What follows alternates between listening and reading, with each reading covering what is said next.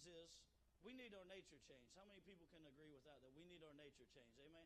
That our carnal nature goes against the things of God. And what we find out is, I looked up a word yesterday, and I want to share this word with you, and it's a simple word. It's called propensity. Amen? It's P-R-O-P-E-N-S-I-T-Y. It's propensity. And what it is people have a natural tendency to act in a particular way. And what I'm saying is, when I was a sinner, I acted like a sinner, amen? Because it was in my nature to be a sinner. But what I'm learning and I'm growing in is realizing that I have a new nature, amen? And it's a nature that is of Christ, amen? It's Christ in me. Remember we talked about that at Christmas about Emmanuel, meant God with us. But now we got God in us. And I want to talk to you this morning about having God in you, amen? That we got to realize that I'm not what I used to be. You're not what you used to be. That now you have a new nature, and now you need to understand this, that you got to have a predisposition to know how to act in the kingdom. You got to understand that. Let that soak in for a minute, amen?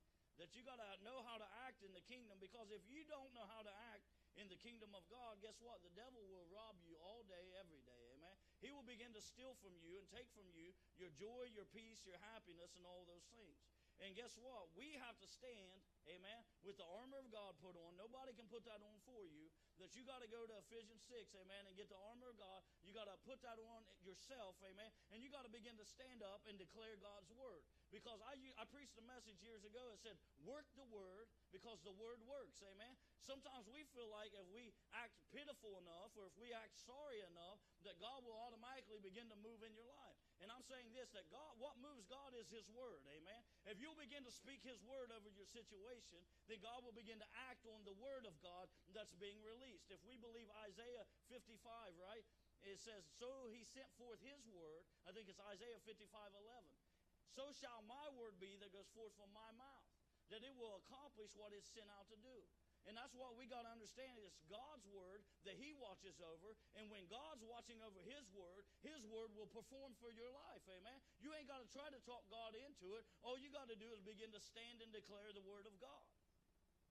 Well, what happens is I believe that so many Christians don't know what's in the word. Amen. So they're trying to happenstance and hit and miss. And I remember when you're a young Christian, you do some crazy things. Amen. You be like trying to be like, looking pitiful and feeling sorry for yourself, and you think, well, God's going to feel sorry for me. Well, that's not the way it works, amen. He's full of love and He's full of compassion, amen. But as a child of God, just like our natural children, God expects us to do something with what He gives us, amen. When I was a sinner, I acted like a sinner, amen. I had a tendency to do sinful things.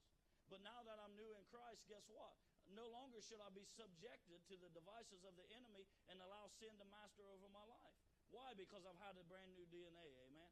I have the DNA that's from heaven, amen. And that DNA is what changes my life. That DNA is what gives me power over the enemy, amen. It's not that I have power within and of myself. That's not my power source. I'm saying this, that my power source is resurrection power, amen. The same power that raised Jesus from the dead now dwells, right?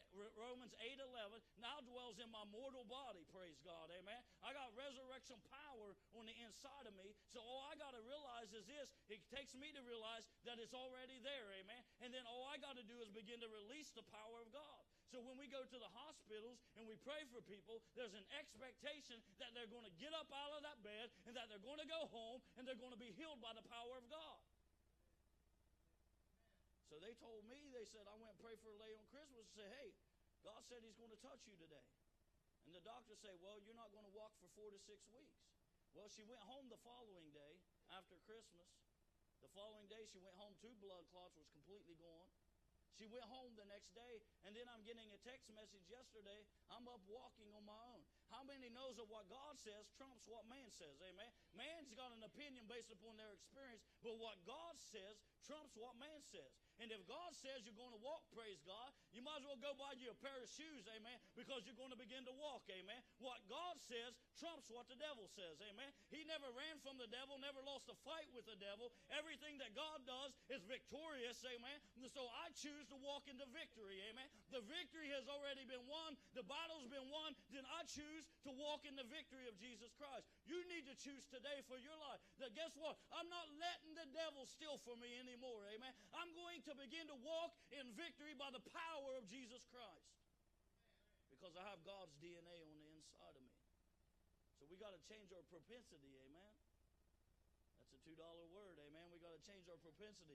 We got to have a brand new way of thinking, amen? We got to have a brand new predisposition, amen? We got to have a brand new inclination that I'm not subject to the enemy, amen? But I got power and authority and victory over the enemy. Praise the Lord. You'll get this morning, amen? Let's go to Romans 6. How many knows that we become what we obey, amen? We become what we obey, amen? Whether you're going to obey Christ and be a victorious Christian, or you're going to let the devil talk you out of it and believe the lies of the devil, then you're going to live a defeated Christian life, amen? What you obey, you become, amen? Praise the Lord. Not many amens on that, but I'm going to preach it anyways this morning, amen? I'm going to preach it anyway. So let's go like this. Go down to verse 11. Romans 6:11. Likewise, you also reckon yourselves to be dead indeed to sin, but alive to God in Christ Jesus our Lord. What is he saying? Realize this, that I'm no longer subjected to the things of sin. That I can keep the door closed in sin as I have fellowship with Christ. Amen. So I want to live my nature, my life that I'm currently living, my natural life. I want to look at it like I'm dead to sin. Amen. Like I'm a Teflon Christian. That sin's not getting stuck on me. Amen. You got to think about that for a minute. The devil's going to always try to trip you up. He's always going to try to get you to fall into sin. He's always going to tempt you. But you got to realize this. When I'm walking with Christ, I'm alive to God, not alive to the devil. Amen. I want to do what God says to do, not what the devil says to do. Amen. That everything, every temptation, every tactic of the enemy always provides you with the opportunity. What are you going to obey? What are you going to obey? You always have a choice in the matter. Therefore, do not let sin reign in your mortal body, that you should obey it in its lust. So it's saying this, don't even open up the door to sin. Is that not what the Word of God said? Don't even open up the door. Guess what? You know how many people have done this in their life? Really, you don't need a new car, right? But you go and you start looking around the car lots. Right? And next thing you know, you're driving a new car and you didn't need one. Why? Because you opened up the door to just browsing around. Well, I'm just going to go look at some things. Well, you'll end up, if you're not careful, you'll end up buying a new car. And that's kind of like it is with sin. Guess what? You know what? When we're walking in Christ and we're walking in the fullness of God, then we have power over sin. How do we get in trouble? Is we start looking at things we shouldn't be looking at, amen? We start we start compromising, start allowing the door to be cracked open just a little bit, and next thing you know, the devil's got his foot in the door and he's saying this. I'm not letting you close it. I'm not letting you close it. And you're trying to close it, and you're trying to push the door to shut, and the devil's trying to got his foot in there saying, I'm not letting you close it. You don't have power. That's what he says to you. You don't have power over me. That's what he says to you. He's a liar, right? You understand? The devil's a liar. So if he's saying you don't have power over me, then you say, you know he's lying. Amen? We're moving on. And do not present your members as instruments of unrighteousness to sin, but present yourselves to God as being alive from the dead, and your members as instruments of righteousness to God. For sin shall have no dominion over you, for you are not under the law, but under grace. You're not under the law, but under grace. The grace of God gives me strength and gives me the ability to get up, to do what God's called me to do. And as I think about that, even as I'm reading that, realize this, that your life can either be an instrument in God's hands or an instrument in the devil's hands. Depending on how you respond and how you act and how you behave, depends on whether your life is being an instrument in God's hands or an instrument in the devil's hands. If you're being mean-spirited and you're giving people a hard time and all those things, and you're being contrary, amen? How many people's ran into some contrary Christians before, amen? They say they're a Christian, and that's the only part. You wouldn't have known it if they hadn't have told you. You wouldn't have known there's a Christian had they not told you, because all of their behaviors is contrary to what God's Word says. So if I want to be an instrument of healing, when somebody makes me mad, instead of lashing out at them, I can begin to show them grace. Instead of being contrary, I can show them mercy, amen? That we have a choice to make. When people treat us badly, guess what? You're not going to answer for them. You're going to answer only for what you say and do. See, you can't say, well, God, I cussed them out because, they said this to me. Well, guess what? You're on the hook for what you said, amen? They'll answer for what they say. You'll answer for what you say. So I can begin to be an instrument of righteousness, that I can begin to release God's peace to people. I can begin to pray for people. I can be that instrument. You can be that instrument when you go and pray for somebody, that you're saying, guess what? I believe God's going to touch your life. And then what you're doing is you're injecting God's DNA into that situation. God's DNA to that situation. And it says this, what then? Now listen to this. Now this is where we got to be careful at. So I'm reading on, but I want to address this. Because sometimes people use grace as an instrument or a vehicle to say, well, I can just do whatever I want. What's the scripture say? Right here, this is where we're at. What then? Shall we sin because we are not under the law but under grace? He's saying, certainly not. Certainly not. Man, I don't want to go back to what God set me free from. Church, we got to realize that, amen, this morning. I don't want to go back to what God set me free from. If He set me free from it, I don't want that anymore, amen. That is nothing but a hindrance for my life. I want to be a free person in Christ. Praise the Lord. Do you not know to whom you present yourselves slaves to obey? You are that one slaves whom you obey, whether of sin leading to death or of obedience leading to righteousness. But God be thanked that though you were slaves of sin, yet you obeyed from the heart that form of doctrine to which you were delivered. So we know this, that God delivered us from those things. Amen. He delivered us from the very things that come to enslave us and try to put us in bondage. And those are tactics of the enemy. Let's go to 1 Peter. 1 Peter chapter 1. Praise the Lord. We're going somewhere this morning, amen? I actually love the New Living Translation. I'd like to read it from that this morning, but I don't have it with me. But I really like this, 1 Peter chapter 1, verse 13. And it goes on to say this. It says, therefore, gird up your loins of your mind and be sober. Rest your hope fully upon the grace that is to be brought to you at the revelation of Jesus Christ. And what it's saying is this, have your mind alert, be mentally alert, being self-disciplined, exercising self-control, and focus on what God's saying. Because guess what? Jesus is going to be revealed, and you need to be ready this morning. Amen? You need to be ready that Jesus Christ, whether or not you believe it or not, you can think you got the next 20 years or the next 20 minutes, whatever you believe. Doesn't change the fact that Jesus is coming back. And that you need to be ready personally. That nobody's going to stand in the stead or stand in the gap for you but you, amen. Nobody's going to answer for what you did or didn't do, amen. That you alone will stand before the Lord. So you need to be mentally alert, and guess what? Look at the signs of the times and say, guess what? I believe Jesus is coming back, amen. I believe there's not one thing that needs to happen before the Lord raptures His church out of here. And just think about this, what a sad day. Very sad day it'd be. You go to church and nobody's there. It gets quiet when you preach that, amen. So it goes on to say, as obedient children, not conforming yourselves to the former lust as in your ignorance. So it means I used to do sinful things because I was ignorant, amen. Because I didn't know the truth, and the truth that you know is what sets you free. So he's saying, don't be conformed back to that again, amen. He's saying this, keep your mind, be mentally alert, keep your mind right before God, amen. Stay connected to God. Don't go back to the things that you used to do when you were ignorant, amen. But it goes on to say, but as He has called you as holy, you also be holy in all of your conduct. Because it is written, be holy, for I am holy. Understand this, holiness is not what I wear on the outside, amen. Holiness is a condition of my heart, that it's not whether I cut my hair or not cut my hair, whether I wear pants and a belt and a suit all the time or I don't. That has nothing to do with holiness. Holiness is a condition of one person's heart, knowing this, that once they've given their life to Jesus Christ, the Holy Spirit comes in and He begins to work in your life, amen. I can honestly say today that I don't do the things that I used to do as a baby Christian, amen. When I was a baby Christian, I used to do things that no longer do I get away with, praise God. Why? Because the Holy Spirit has begun working in my life. And as He began working in my life, guess what? He's cleaning me up from the inside out.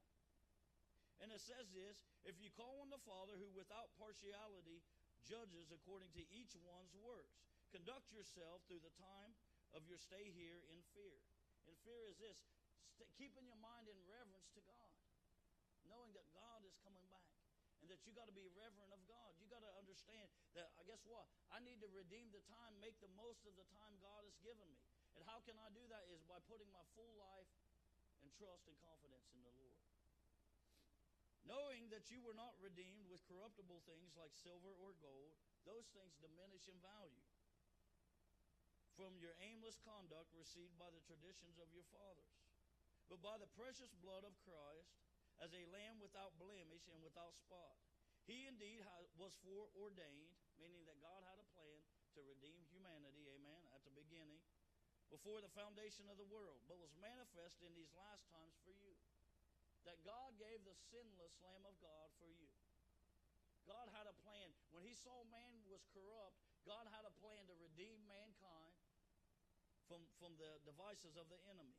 And through Him, believe in God who raised Him from the dead and gave Him glory, so that your faith and hope are in God. Since you have purified your souls in obeying the truth, we know the truth that you know sets you free, right?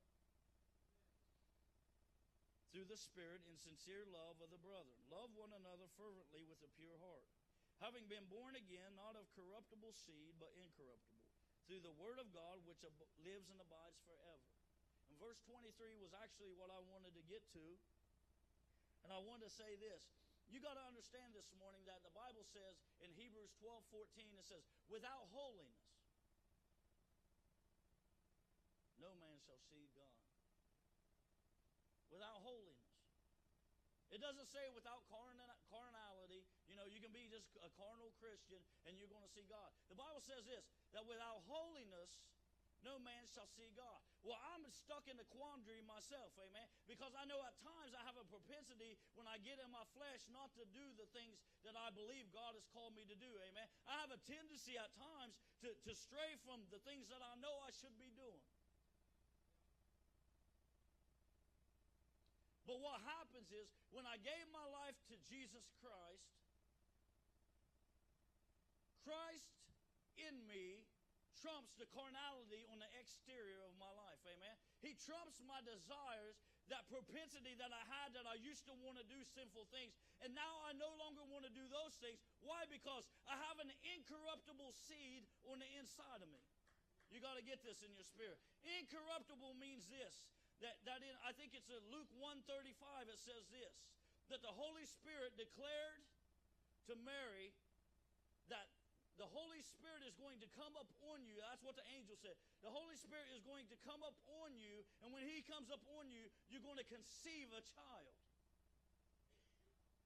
See, Jesus had to have a father that didn't have a sinful nature. Because if He had a biological father in the sense of say, Joseph was his biological father, then guess what? His seed would have been corrupted with sin. You got to get this morning. His nature would have been sinful. But a sinful nature cannot redeem mankind. Sinful nature cannot produce redemption for humanity, amen? So He had to have a bloodline that was pure and holy. That bloodline came from His heavenly Father. That when the Holy Spirit overcame Mary and she conceived, what she had in the womb, praise God, was an incorruptible seed, amen? That there was life and resurrection power and pureness and holiness in that seed. There's holiness in the seed. What I say to you today is this.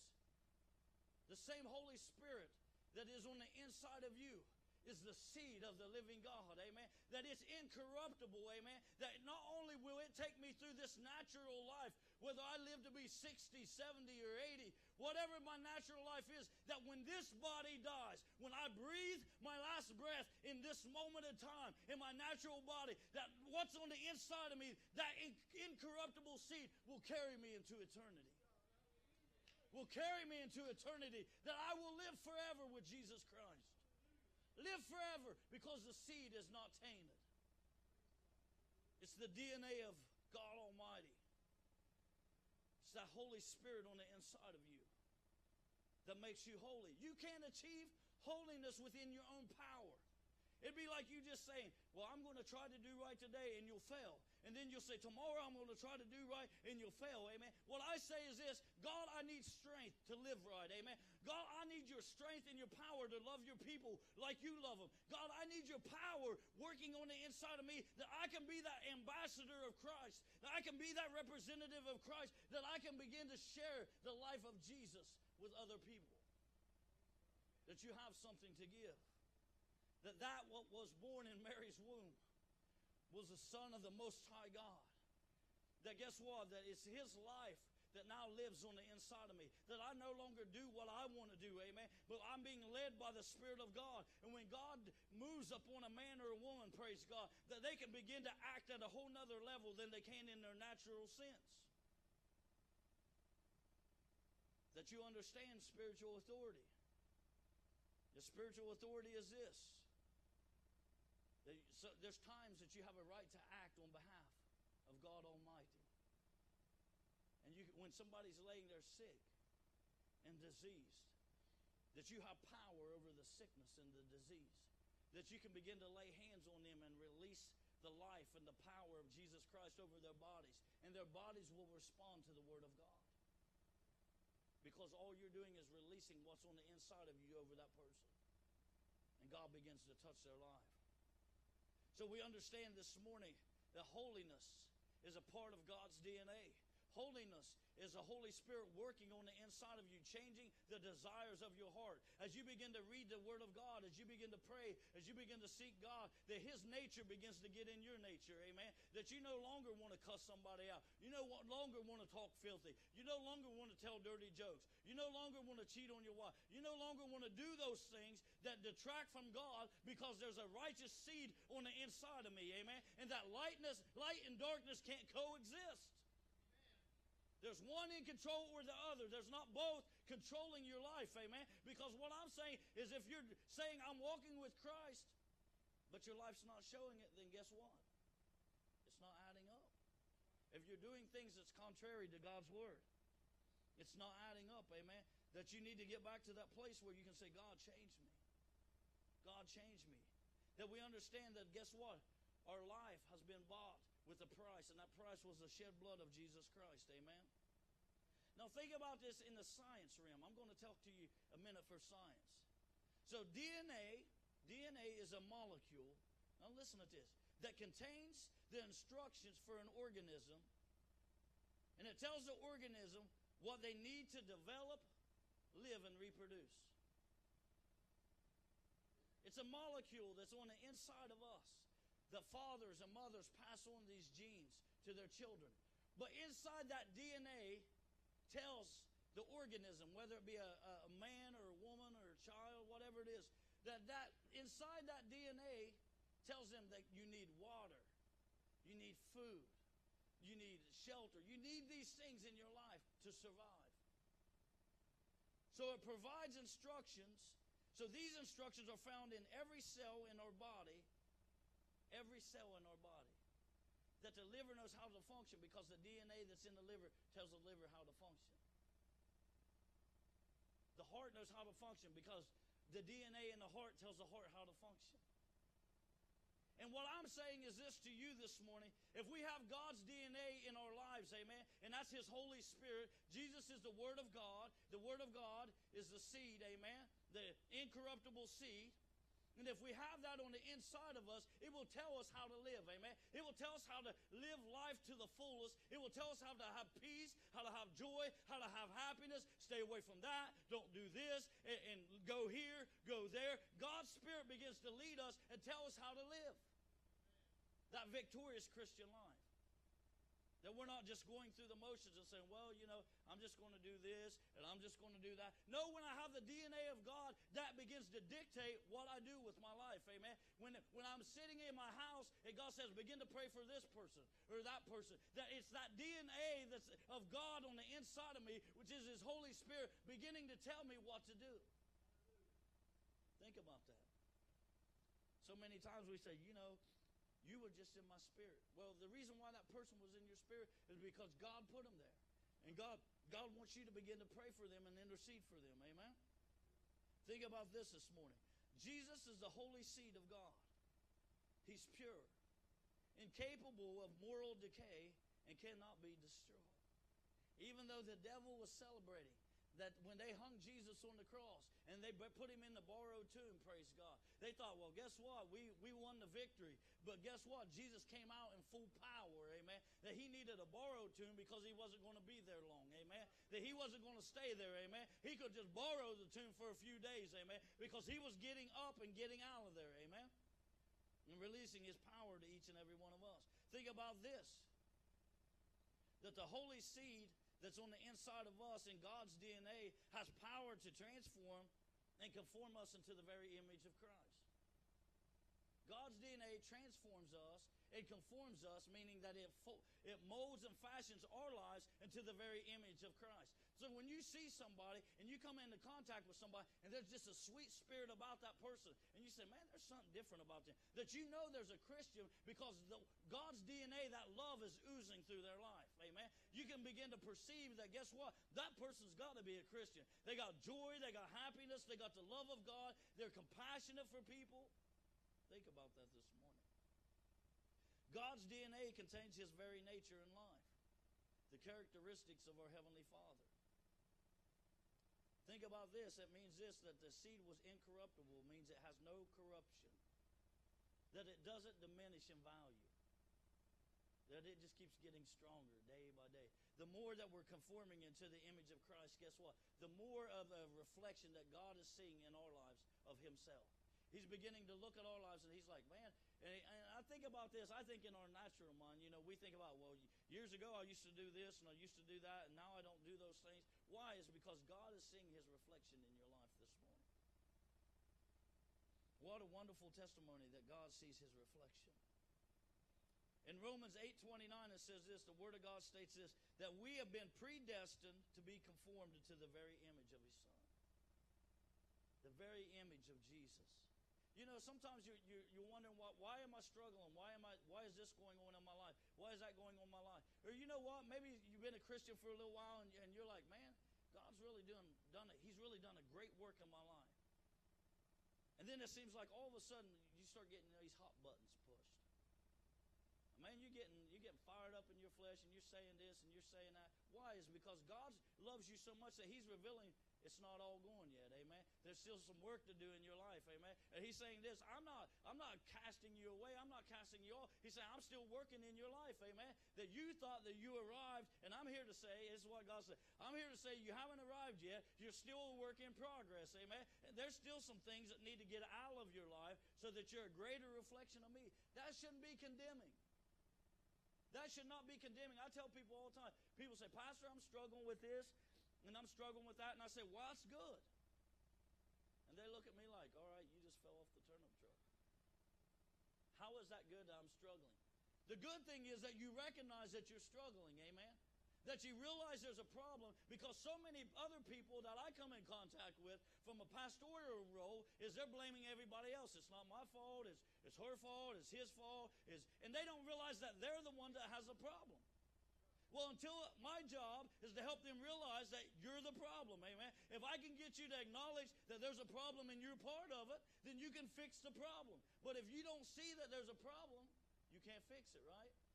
If you're out target shooting, if you can actually see the target, you have a better chance of hitting it. Amen? If you can actually see the target, you have a better chance of actually hitting the target. But if you can't see that the target's out there, you'll miss it every time, amen? You got to understand this. God's DNA, man, his life-giving nature is on the inside of us. Think about this. If God's life-giving nature is on the inside of us, then this.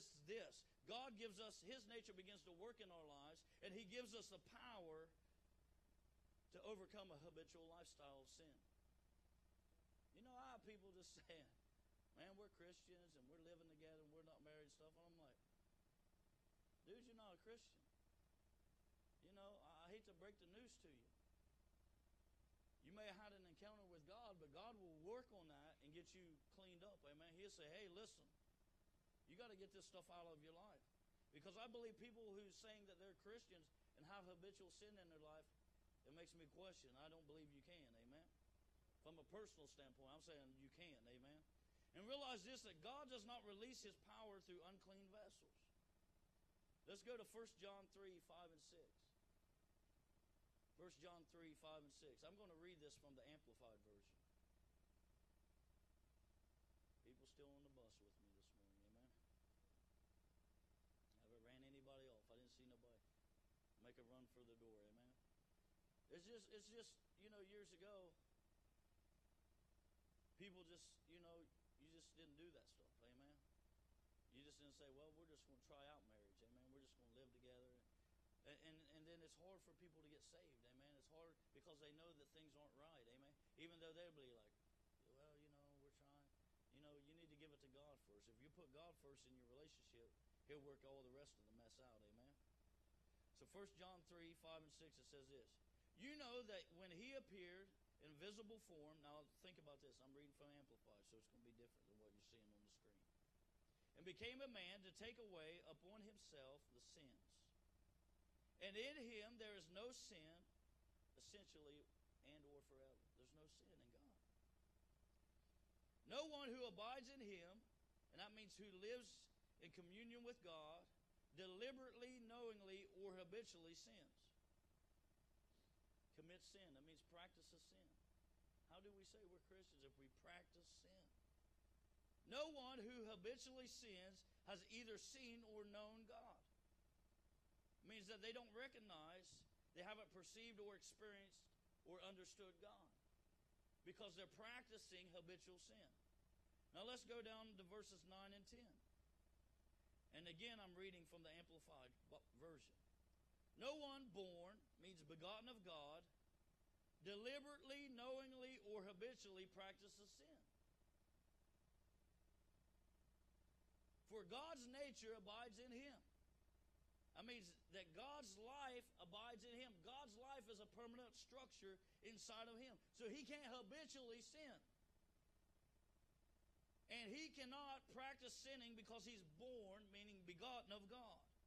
By this it is clear who take their nature from God and are His children, and who take their nature from the devil and are his children.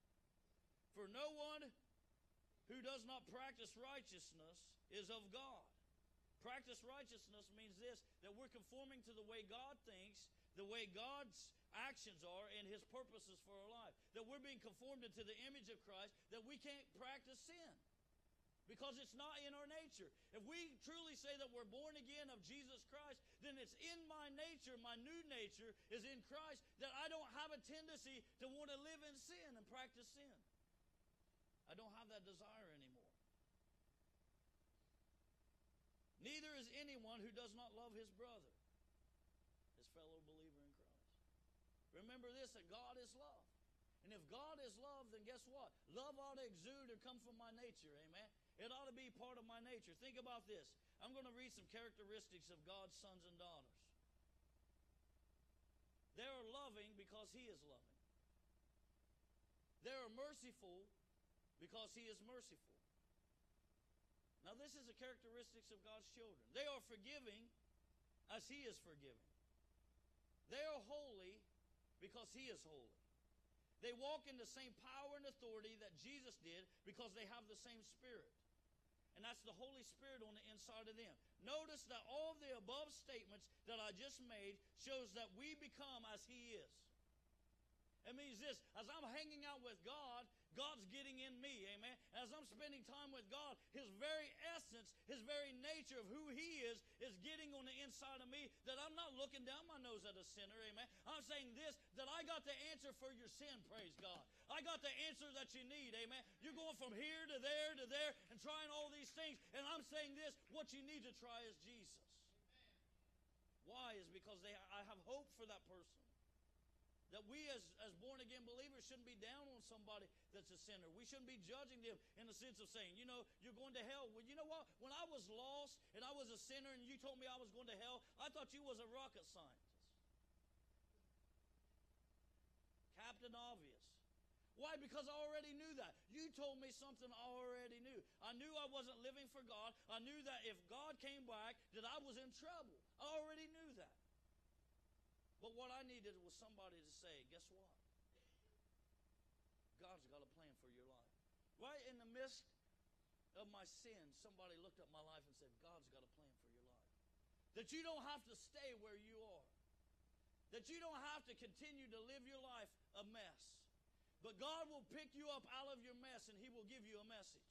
And that message He will use that He would be glorified in and through your life as you begin to share your testimony, as you begin to tell people what God done in your life, that God gets glory as men and women begin to surrender their lives to Jesus Christ through the message that God gave you, that He gave you. You know what? People say, well, I don't know how to witness to anybody. Can you tell them what God done for you? Can you tell somebody that what Jesus did for you? Can you tell them what your life was before Christ? And now how you're living your life. Amen. I've seen God pick people up from the gutters and begin to change their life and put His DNA on the inside of them. That they begin to talk differently. They begin to act differently. They begin to think differently. All of a sudden they had hope and faith and joy and peace. And they said, man, I believe God can do anything in my life. They had hope in their life. Think about this in 1 John chapter 1, 5 through 9. 1 John chapter 1. I want you to know this morning that you got power on the inside of you this morning. That God loved you so much that He gave heaven's best for you. Amen. That you don't have to live a defeated Christian life. Man, that disappoints me at times. Sometimes I did interviews years ago for different employers. I worked at the Jobs One Stop in Pickaway County, and we would screen applicants for jobs. I mean, you would see people come in all defeated. Just defeated. I mean, you saw defeat and depression and all this junk all over them. And I'm thinking, how can I pass you from this stage to the next stage? Just saw it all over them. You can see that sometimes on your brothers and sisters in Christ. And man, it brings something out of me. Amen. I want to break that junk off of your life. Amen. That you can just have the freedom that God has already paid. It's like this. You know, it'd be like a slave owner. Think about this for a minute. Say that you were that slave, and once we all were a slave to sin. So you're sitting in your cell, and your owner walks in, and he opens up the gate, and you got chains on your wrist and on your ankles, and he just unlocks the chains, and the prison door is open, your cell door is open, and he says, you're free to go. Somebody paid a ransom for you. You are free to go. Enjoy your life. And you just say, no, I'm just going to sit here. I became so comfortable here that I'm just going to sit here. So at any moment, I could stand to my own 2 feet and walk out of that cell free. But I choose to stay in the cell. And that's what I'm saying many people are today, is you're choosing to stay in the cell when the chains have been broken off of your life and you've been set free, you've been unshackled, the door is open, but you won't stand on your own 2 feet and walk out. Because you believe a lie of the enemy. 1 John chapter 1, verse 5. This is a message which we have heard from Him and declare to you, that God is light and in Him there is no darkness at all. That God is light, in Him there is no darkness at all. If we say that we have fellowship with Him and walk in darkness, we lie. That's what the Scripture says. If we say that we have fellowship with God, but we're making a choice to walk in darkness, the Scripture says you lie. And do not practice the truth. But if we walk in the light as He is in the light, we have fellowship with one another, and the blood of Jesus Christ, His Son, cleanses us from all sin. And if we say we have no sin, we deceive ourselves, and the truth is not in us. But if we confess our sins, He is faithful and just to forgive us of our sins and to cleanse us from all unrighteousness. If we confess our sins. He's not saying, well, if you're in denial or I'm just going to force myself upon you and do this and that. He's saying this, if you confess your sins, that Jesus Christ's blood will cleanse you and make you whole. His blood will set you free this morning. I'm going to one other place this morning and then I'll stop. Luke 13. Luke 13. On the way to Luke 13, I'm going to stop in Romans 6. You can go to Luke 13. Romans 6, 22 and 23 says this. But now, having been set free from sin, having become slaves of God, you have your fruit of holiness, and to the end everlasting life. Verse 23 goes on to say, for the wages of sin is death, but the gift of God is eternal life in Christ Jesus our Lord. Amen? He's made a way for you, amen, to set you free from sin. But when you look at Luke 13, 24, it says strive. That's part of it. Let Deb catch up to me. Amen. Praise the Lord. Strive to enter through the narrow gate. For many. Strive means to contend for, aim for. Look at the target, continue pursuing. Enter through the narrow gate. For many, I say to you, this is what Jesus said, will seek to enter but will not be able to.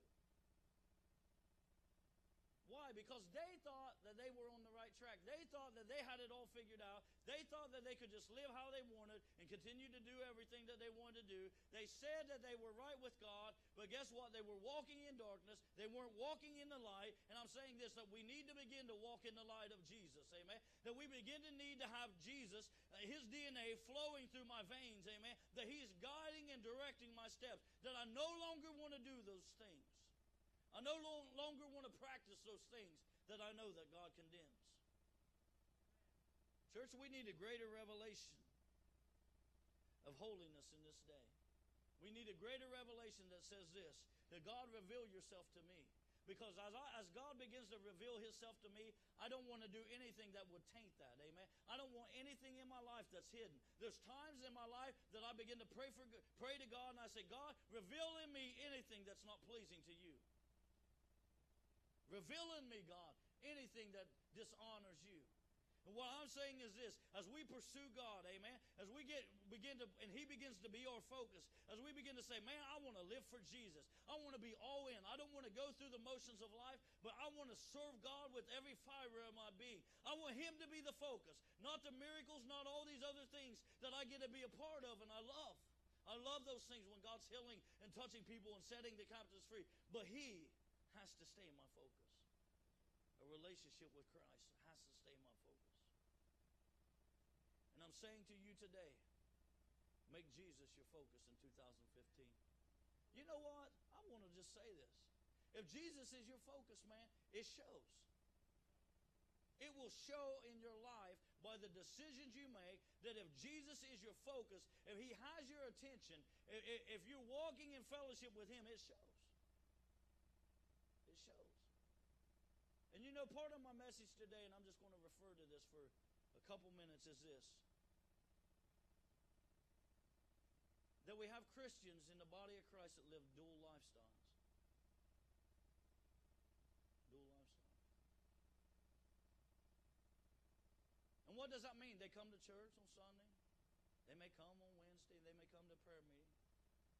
But at home, they're doing things that God condemns. They're looking at things they shouldn't be looking at. They're talking to people they shouldn't be talking to. They're doing things that God condemns, that doing those things. They're doing stuff shady. Cheating, lying. I was going to hit all the deer hunters with it. They tag deer in and say, that was mine, and it wasn't. No, I was just messing with it.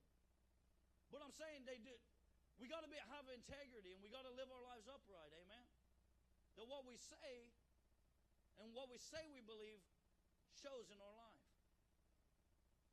And what I'm saying is you will never totally be free in Christ until you get rid of the dual lifestyle. You'll never be free from it. It'll torment you.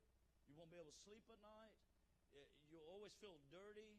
You always feel guilty. You always feel shameful, because that's what sin does to our lives. When we have sin, full-blown sin in our lives, we're looking at pornography, and we're lustful, and we got all these things in our life. Guess what? It enslaves you. It doesn't enslave nobody else but you. Because you know, and God knows what you're doing when everybody else is not looking. And what I'm saying is this: God sent His Son, Jesus Christ, that we have the opportunity to have God's DNA in our lives. And that DNA will change my nature. That I no longer want to do those things that I used to do. It will change your nature today. It will change your nature. And I feel like this morning, this is the purpose of this message, is that God wants His people free. God wants you totally free, where you feel like, man, I have finally, once in my life, I have joy, I have peace, I have happiness. I know that, we walk through a hard time. We've all walked through hard times. We just went through the holiday season on first Christmas without my mom, first Thanksgiving without my mom. We've all walked through, Dave, you went through your first Christmas and Thanksgiving without your wife. Joyce, you had loved ones. We've had loved ones that we've lost this year. But we went through those with the peace and comfort of the Holy Spirit, knowing that only God can touch those places in your heart. Only God can touch those places in your heart and touch your life. That you don't have to live in depression because of those things. Those things that you would have been, if you didn't have Christ, you would have been depressed. Maybe you're drinking and carrying on and trying to soothe your conscience. But that you got God Almighty living on the inside of you, that He gives you the strength. He gives you the peace that you can walk through things that other people can't walk through. Why? Because you have God on the inside. That DNA is comfort. I love this about Jesus. Jesus said this in John, I think it's 16. He says, it's expedient for me to go away, that the Comforter would come. See, Jesus understood this, that we would need help in this life. And because Jesus understood that we would need help, He said, I'm going to put a part of me on the inside of each and every one of you through the Holy Spirit. That's how much God loves you. Maybe you're sitting here today and you're in torment and you don't have no peace at all in your life. Today you could walk out of here, one touch from God, and have peace. Maybe today you're sitting here and you say, man, I need a healing in my body. Today God can heal you in your body today.